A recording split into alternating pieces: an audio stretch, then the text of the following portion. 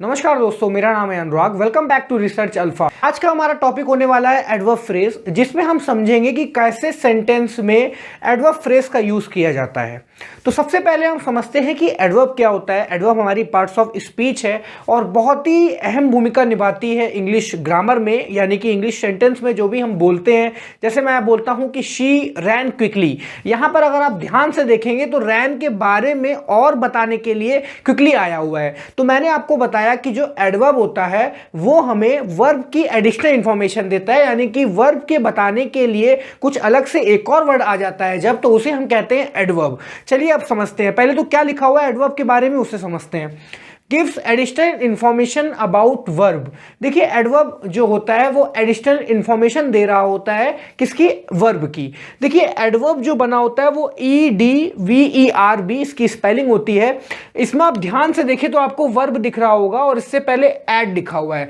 तो add verb, यानी कि वर्ब में अलग से कुछ और ऐड करने के लिए कोई वर्ड का जब हम यूज करते हैं तो उसे कहते हैं एडवर्ब।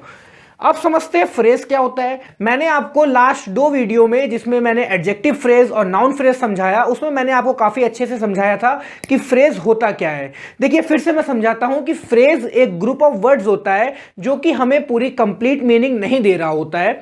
देखिए जो हमें कंप्लीट मीनिंग देता है उसे हम कहते हैं सेंटेंस, जिसमें हमारा सब्जेक्ट और उसके साथ वर्ब होती है। बट ऐसा फ्रेज के साथ नहीं होता है। फ्रेज में हमको ना ही सब्जेक्ट दिखेगा और ना ही वर्ब दिखेगी। उसे हम कहते हैं फ्रेज। ग्रुप ऑफ वर्ड्स जो कि हमें इनकम्प्लीट मीनिंग दे उसे हम कहते हैं फ्रेज। अब देखते हैं एडवर्ब फ्रेज किसे कहते हैं। जब ग्रुप ऑफ वर्ड्स जो कि इनकम्प्लीट मीनिंग दे रहे हैं और वो एडवर्ब की पोजीशन पे आएंगे तो उसे हम कह देते हैं एडवर्ब फ्रेज। अब मैं आपको एग्जांपल के माध्यम से समझाऊंगा कि कैसे सेंटेंस में एडवर्ब एक वर्ड की जगह पर ही मैं 3 वर्ड ले आऊंगा, बट उसमें मीनिंग कोई नहीं चेंज होगी, बस सेंटेंस एक्सटेंड हो जाएगा, बड़ा हो जाएगा। चलिए समझते हैं। सबसे पहला एग्जांपल देखते हैं। Rama ran quickly. तो अब आप ध्यान से देखें तो मैंने क्विकली के नीचे अंडरलाइन किया हुआ है और क्विकली रैन के बारे में एडिशनल इंफॉर्मेशन दे रहा है, यानी कि रामा भागा। अब वो कैसे भागा, तेज भागा। तो भागने पर एडिशनल इंफॉर्मेशन देना, भागने के ऊपर ही अलग से मैं एक और वर्ड लेके आ रहा हूं, भागने के लिए ही मैं एक वर्ड लेके आ रहा हूं, उसे मैं कहूंगा एडवर्ब। क्यों? क्योंकि भागना एक हमारा एक्शन वर्ड है और ये इसको मैं वर्ब कहूंगा, और इसी के लिए ऐड करने के लिए मैं एक और वर्ड लेके आ रहा हूं तो उसे मैं कह दूंगा एडवर्ब। सो यहां पर क्विकली हमारा हो गया एडवर्ब, रामा रैन क्विकली। और ये भी ध्यान रखिए कि हम ज्यादातर जो हमारे एडवर्ब होते हैं वो लास्ट में LY आते हैं, क्विकली, रूडली, ठीक है। अब हम क्विकली के ही जगह पर हम 3 वर्ड को यूज करेंगे जो कि हमारे ग्रुप ऑफ वर्ड्स होंगे, बट याद रखिएगा वो ग्रुप ऑफ वर्ड्स हमें पूरी मीनिंग नहीं दे रहे होंगे। जैसे लिखा हुआ है Rama ran with great speed.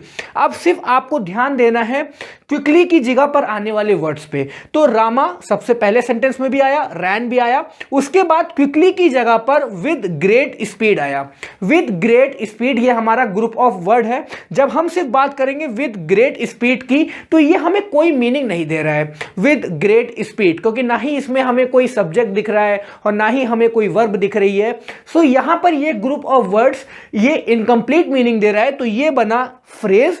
और ध्यान से आप देखेंगे तो ये विद ग्रेट स्पीड रैन के बारे में एडिशनल इंफॉर्मेशन दे रहा है। इसका मतलब ये है कि रामा भागा पूरी स्पीड के साथ। तो पूरी स्पीड के साथ उसने क्या किया होगा, भागा होगा। भागना हमारी वर्ब है और इसी के लिए पूरी स्पीड यानी कि विद ग्रेट स्पीड आया। तो ये आया किसके लिए, रैन के लिए आया। रैन हमारी वर्ब है और इसी के लिए हमने ये वर्ड यूज किए। तो मैंने आपको पहले ही बताया, जब हम वर्ब के लिए ही एडिशनल इंफॉर्मेशन देने के लिए कुछ अलग से वर्ड यूज कर देते हैं तो उसे कहते हैं एडवर्ब। बट यहां पर ग्रुप ऑफ वर्ड्स आए हुए हैं और ये इनकम्प्लीट मीनिंग दे रहे हैं, तो ये हमारा हुआ फ्रेज और एडवर्ब की पोजीशन पे है, क्योंकि रैन के बारे में बता रहा है, वर्ब के बारे में बता रहा है, तो इसे हम कह देंगे एडवर्ब फ्रेज। और मीनिंग में कोई भी चेंज नहीं हुआ है। Rama ran quickly, Rama ran with great speed, दोनों सेम है। बस अंतर यह है कि पहले वाले सेंटेंस में हमने सिर्फ एडवर्ब यूज किया और सेकंड में हमने एडवर्ब फ्रेज यूज कर दिया, यानी कि क्विकली के ही जगह पर विद ग्रेट स्पीड यूज किया।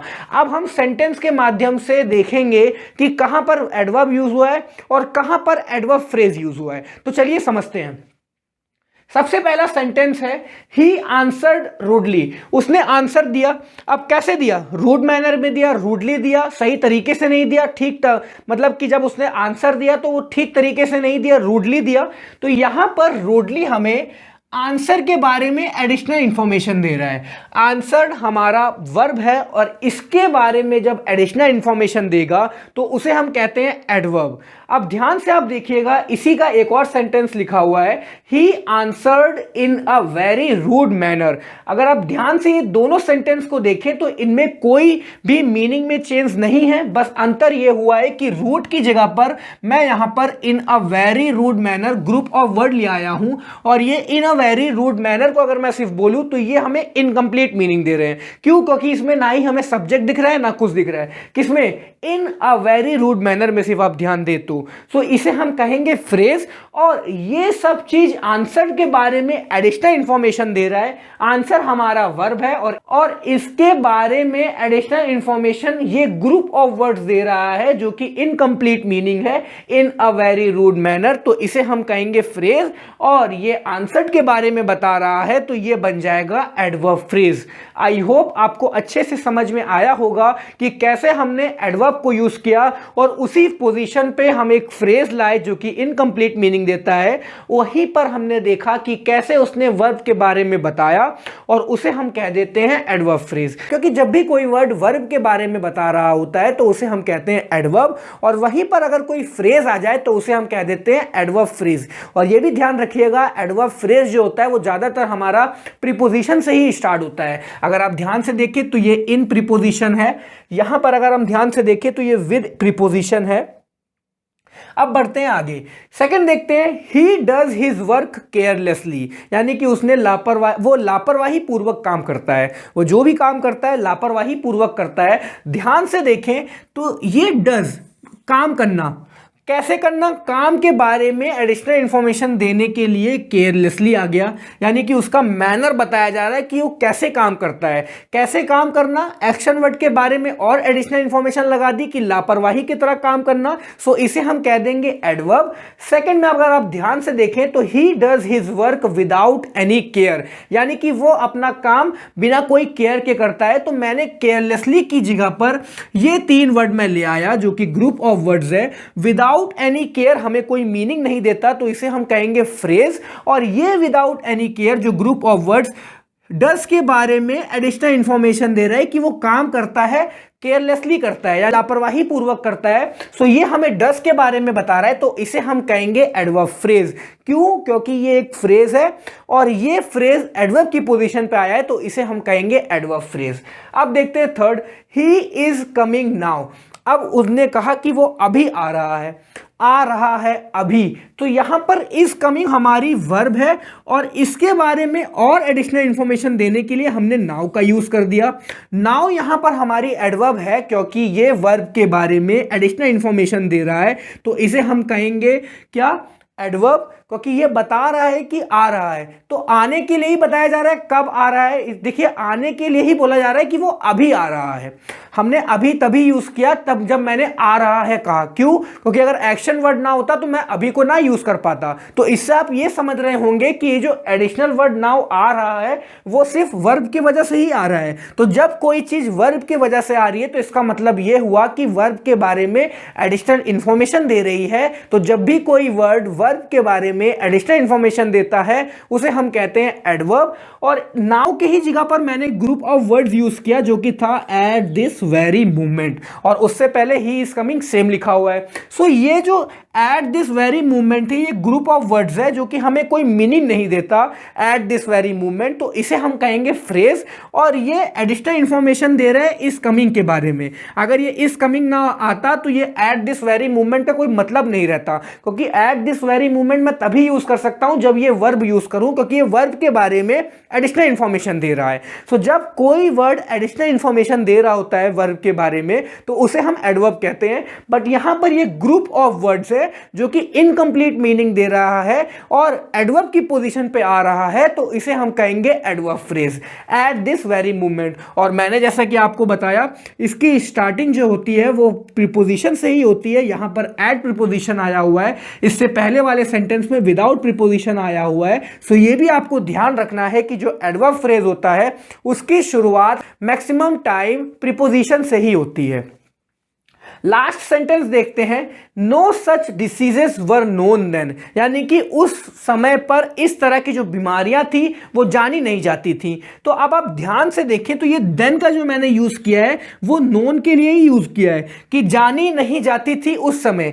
तो जब मैं नोन आया है इसी वजह से ये देन को यूज किया गया है। नोन यहां पर हमारी वर्ब है और इसके बारे में एडिशनल इंफॉर्मेशन देने के लिए मैंने देन का यूज किया, जो कि हमें टाइम का बताता है कि उस समय नहीं जानी जाती थी। तो देखिए ध्यान से देखिए मैं क्या बोल रहा हूं हिंदी में, उस समय नहीं जानी जाती थी, तो मैं उस समय को एम्फसाइज कर रहा हूं, जोर दे रहा हूं जानी ना जाने के साथ। तो इसका मतलब ये हुआ नोन हमारी वर्ब है, इसके लिए एक एडिशनल वर्ड आया जो कि हमारा है देन, तो ये बना एडवर्ब। और इसी देन की जगह पर जब मैं इन दोज डेज यूज कर देता हूं तो ये हमारे ग्रुप ऑफ वर्ड्स है इन दोज डेज, ये कोई हमें मीनिंग नहीं देते, सिर्फ इन दोज डेज। तो ये फ्रेज बना और ये एडवर्ब की पोजीशन पे यूज हुआ है, तो ये हमारा बन गया एडवर्ब फ्रेज। और एक और चीज ध्यान देने वाली है वो ये है कि इसकी शुरुआत भी प्रीपोजिशन इन से यूज हुई है। सो ये है no such diseases were known in those days. So हमें ये समझ में आया कि अगर हम एडवर्ब की जगह पर जब एक वर्ड यूज करेंगे तो उसे कह देंगे एडवर्ब,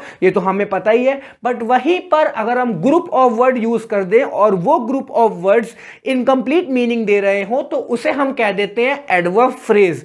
और मैंने आपको बताया एडवर्ब हम उसे कहते हैं जब वर्ब के बारे में एक एडिशनल इंफॉर्मेशन देने के लिए अलग से एक वर्ड आ जाता है, वर्ब के ही बताने के लिए, वर्ब के बारे में ही बताने के लिए एक अलग से वर्ड आ जाता है, उसे हम कहते हैं एडवर्ब। और जब वर्ब के बताने के लिए ग्रुप ऑफ वर्ड्स आ जाए जो कि इनकम्प्लीट मीनिंग दे रहा हो और वर्ब के बारे में ही बता रहा हो, उसे हम कहते हैं एडवर्ब फ्रेज। आई होप आपको यह काफी अच्छे से समझ में आया होगा। अगर आपको कोई भी डाउट्स है तो मुझे कमेंट करिए ताकि मैं आपके डाउट्स क्लियर कर सकूं। और अगर आपको अच्छा लगा तो अपने दोस्तों के साथ शेयर भी जरूर करिए ताकि उनको भी अच्छी नॉलेज मिल सके। तो चलिए नेक्स्ट वीडियो में मिलता हूं, तब तक के लिए अपना ख्याल रखिए, पढ़ते रहिए। थैंक यू सो मच, जय हिंद।